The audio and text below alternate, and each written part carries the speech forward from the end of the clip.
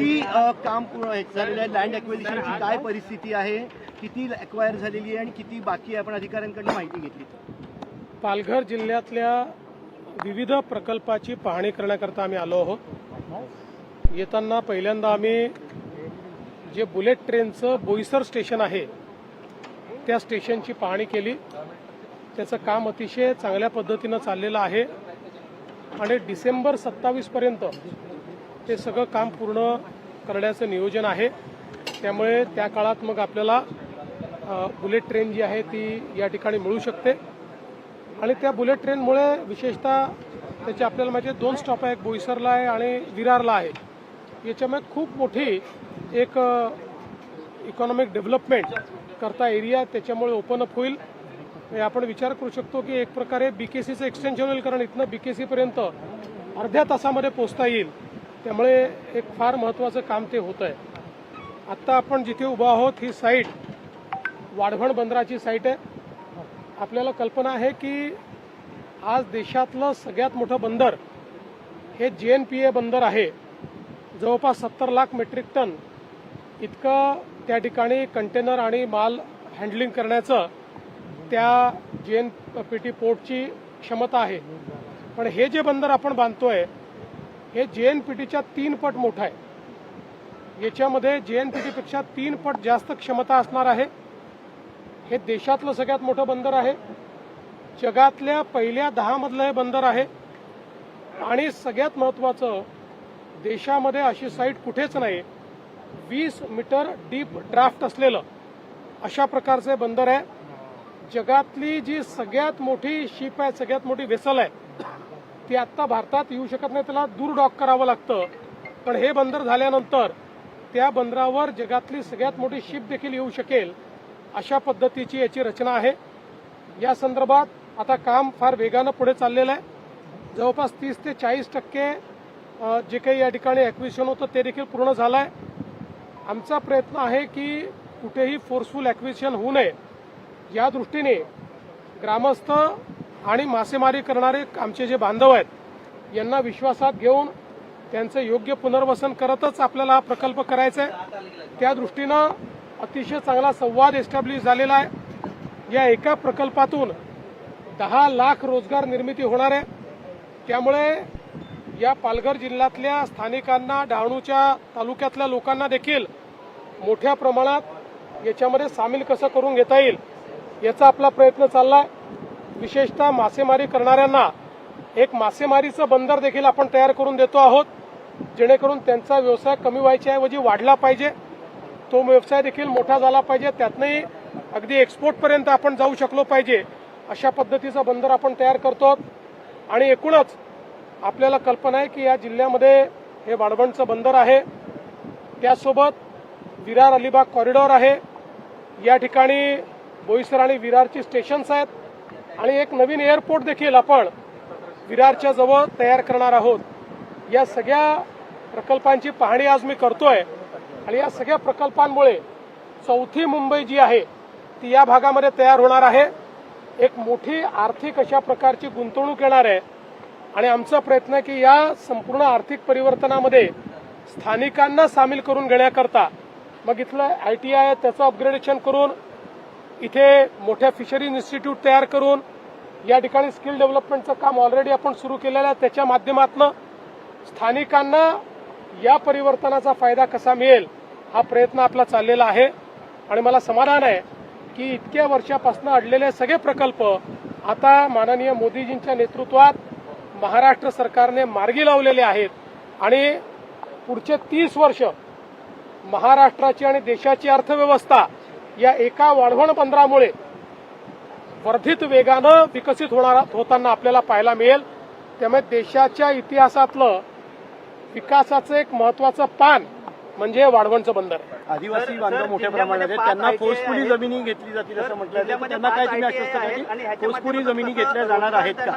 त्यांना कसं ट्रेनिंग दिलं जाणार आहे? पहिली गोष्ट या ठिकाणी संवादानेच आम्ही जमीन ॲक्वायर करतोय, फोर्सफुली कुठेही आम्ही करत नाहीत। आणि म्हणूनच आपण बघितलं असेल की सुरुवातीच्या काळामध्ये अनेक लोकांनी अनेक अफवा पसरवल्या होत्या, त्यामुळे लोकांमध्ये खूप मोठ्या प्रमाणावर त्या ठिकाणी असमंजस होता, गैरसमजूत होती, ती सगळी हळूहळू आम्ही दूर केलेली आहे. आणि मला विश्वास आहे आता ज्या प्रकारे गावकऱ्यांचा आम्हाला प्रतिसाद मिळतो आहे, आम्ही हे काम लवकर करू शकू. आपण ITIच्या संदर्भातला जो प्रश्न विचारला, हे सगळे ITI आपण अपग्रेड करतो आहोत. या ठिकाणी जी इकोसिस्टीम तयार होणार आहे त्यात कुठली कौशल्य हवी आहेत ती सगळी कौशल्य आपण तिथे आणतो आहोत आणि आपल्या स्थानिकांना मोफत सर्व ट्रेनिंग त्या ठिकाणी आपण देऊन त्यांनाच या ठिकाणी त्या कौशल्याच्या माध्यमातून त्यांच्या जीवनामध्ये पुढे जाता येईल, हाय पेड जॉब्स मिळतील, अशा प्रकारचा आपला प्रयत्न आहे. सर, JNPTने आश्वासन दिलं की वाढवण बंदराच्या शेजारी 3 ग्रामपंचायत पूर्वीपासून समर्थन दिलेलं आहे वाढवण बंदराला, विकास करतो, परंतु त्यांनी अजून कोणताही निधी दिलेला नाही. आपल्याला कल्पना आहे की आता याची सुरुवात झालेली आहे. आतापर्यंत रेग्युलेटरी सगळ्या परमिशन्स आपण घेत होतो. आता या रेग्युलेटरी परमिशन्स 90% झाल्या, 10% आता ऑटो पायलट मोडमध्ये तेही लवकर मिळतील. त्यामुळे आता खरा विकास चालू होईल. आमचं एक पक्क आहे की आम्ही काही झालं तरी स्थानिकांना घेऊनच विकास करू. स्थानिकांना विकासाचा भाग केल्याशिवाय कुठलाही विकास यशस्वी होऊ शकत नाही. त्यामुळे जोपर्यंत स्थानिकांचं जीवन बदलत नाही तोपर्यंत या विकासाला अर्थ नाही, हे लक्षात घेऊनच याचं प्लॅनिंग केलेलं आहे. सर, एक मराठी शेवट. मला असं वाटतं की आता कामाची सुरुवात जवळपास झाली आहे, पण अगदी आपण जे म्हणाल तर त्या संदर्भात आता क्वेरीज झालेल्या आहेत. जवळपास मोठ्या प्रमाणात त्या ठिकाणी दमणवरनं रेती जी आहे, वाळू जी आहे ती आणण्यात येणार आहे. त्याची टेंडर्स वगैरे सगळे झालेले आहेत. त्यामुळे प्रत्यक्ष कामाला या ठिकाणी सुरुवात होणार आहे. जवळपास ती झाली आहे आणि पुढच्या काळात वेगानं ती होताना दिसेल.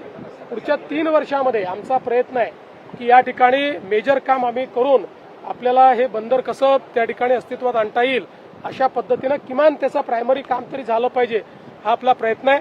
आणि आमची जी या ठिकाणी स्थानिक यंत्रणा आहे, म्हणजे केवळ JNPTच नाही तर आमचे जे जिल्हा यंत्रणा आहे, मग जिल्हाधिकारी असतील, पालकमंत्री असतील किंवा आमचे फिशरीज मंत्री असतील आणि इथले जे जिल्हा प्रशासनातले लोक आहेत, असे सगळे मिळून पुढचं प्लॅनिंग आम्ही सुरू केलेलं आहे. कारण इतक्या मोठ्या प्रमाणात जेव्हा इथलं उलाढाल सुरू होईल त्यावेळी इतक्या मोठ्या प्रमाणात या ठिकाणी आर्थिक गतिविधी सुरू होतील. त्याचा फायदा घ्यायचा असेल तर आता त्याचं प्लॅनिंग करावं लागेल. तेच प्लॅनिंग करतो आणि तेच सगळं प्लॅनिंग पाळण्याकरता मी आलो. सर, उद्धव ठाकरे म्हणतात ऑपरेशन देवेंद्र काय सुरू झाले त्याच्याविषयी वाढवण बंदरापासून जो रस्ता जातोय त्याला कशा पद्धतीने वेगवेगळ्या गावांतून अलाइनमेंट देण्यात येणार आहे, काय नियोजन? त्याचा नीट अलाइनमेंट ठरलेली आहे. कारण आपल्याला वाढवणवरनं एक चांगला रस्ता, त्यासोबत जे आपलं फ्रेट कॉरिडॉर आहे त्याची कनेक्टिव्हिटी, म्हणजे मल्टी मॉडेल कनेक्टिव्हिटी आपल्याला द्यावी लागेल. तिचं कम्प्लीट प्लॅनिंग आपण केलेलं आहे आणि लवकरच त्याचंही काम आपण करतो. उद्धव ठाकरे म्हणतात ऑपरेशन देवेंद्र सुरू झालेलं आहे, त्याच्याविषयी काय सांगा? उच्चस्तरीय बैठक झाली, त्याच्यानंतर त्यांनी विधान केलेलं आहे. थांब असं आहे, माझ्याकरता हे राजकीय प्रश्न गौण आहे. या राजकीय प्रश्नांनी कोणाचंही भलं होणार नाही, लोकांचं भलं विकासाने होणार आहे. त्यामुळे माझं सगळं कॉन्सन्ट्रेशन हे विकासावर आहे. आणि मला कधी कधी आश्चर्य वाटतं की सर्व्हिस फ्लाईटमध्ये ज्यात कोणी बसू शकतं अशा फ्लाईटमध्ये योगायोगाने आम्ही एकत्रित आल्यानंतर जितक्या चर्चा झाल्या त्या चर्चा, म्हणजे मला तर असं वाटतं की माफ करा पण कधी कधी वाटतं की आपण राजकीय व्यवस्थेत आहोत का वेड्यांच्या बाजारात आहोत असा प्रश्न पडावा अशा पद्धतीच्या चर्चेत. पण काही हरकत नाही. किती कोटी मला असं वाटतं नाही, ते एका बाजूला बसले होते, मी एका बाजूला बसलो. पण समजा आम्ही आजूबाजूला असतो तर गप्पा मारले असतात, त्याला काय अडचण आहे? सर, आपण म्हणताय की चौथी मुंबई होईल, मात्र डहाणू किंवा परिसर या ठिकाणी DTPAचे काही निर्बंध आहेत, त्यासाठी सरकार कशा पद्धतीने? असं आहे की पहिल्यांदा तर हे निर्बंध जे आहेत या निर्बंधामध्ये पूर्णपणे शिथिलता यावी अशा मानणाऱ्यांपैकी आम्ही नाही. विकासाला आवश्यक तेवढी शिथिलता आली पाहिजे. कारण डहाणू नॅचरल एरिया प्रोटेक्ट करण्याकरताच आपण वाळवण बंदराची या ठिकाणी व्यवस्था अशी केलेली आहे की ते आतमध्ये 5 किलोमीटरपर्यंत रस्ता त्याचा तयार केलेला आहे. त्यामुळे इथली जी जैवविविधता आहे, निसर्ग आहे, तो लक्षात घेऊनच मग ज्या भागामध्ये अशा पद्धतीनं जैवविविधता आहे तिथे आपल्याला कमर्शियलपेक्षा रेसिडेन्शियल प्लॅनिंग जास्त करावं लागेल. त्याकरता जे काही आवश्यक आपल्याला बदल करून घ्यायचे आहेत ते आपण डहाणू अथॉरिटीकडे जाऊन ते बदल मिळवून घेऊ. ज्या ठिकाणी आपल्याला लॉजिस्टिक कॉरिडॉर करता येतो अशा जागा आम्ही आयडेंटिफाय केल्या आहेत की जिथे जैवविविधतेवर आपल्याला कुठलाही परिणाम होणार नाही, तिथे आपण लॉजिस्टिक कॉरिडॉर करू. ज्या ठिकाणी कमर्शियल कॉरिडॉर करता येतो तिथे कमर्शियल करू, अशा पद्धतीनंच याचं प्लॅनिंग करतो आहोत.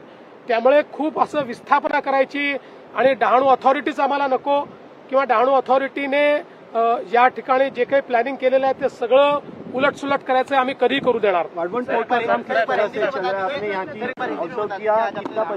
देखिए, आज मुझे बहुत खुशी है कि माननीय प्रधानमंत्री जी के नेतृत्व में देश का जो सबसे बड़ा पोर्ट वाढवंट पोर्ट बन रहा है, इसका कार्य देखने के लिए मैं यहां पर आया हूं.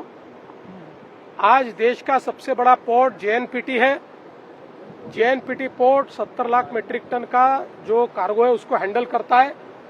ये उससे 3 गुना बड़ा है. यहाँ 20 मीटर का डीप ड्राफ्ट है. दुनिया की सबसे बड़ी वेसल यहाँ डॉक हो सकती है. ये पोर्ट बनने के बाद अगले 30-40 साल तक महाराष्ट्र और देश को मैरीटाइम ताकत के रूप में इस पोर्ट के कारण एक पोजीशन मिलेगी और हमारे व्यापार में बहुत वृद्धि होगी. इसलिए इसका कार्य देखने के लिए हम लोग आए हैं. बहुत अच्छे तरीके से कार्य चल रहा है. सारे रेगुलेटरी प्रॉब्लम सॉल्व हो गए. प्रत्यक्ष रूप से काम भी शुरुआत हुआ है.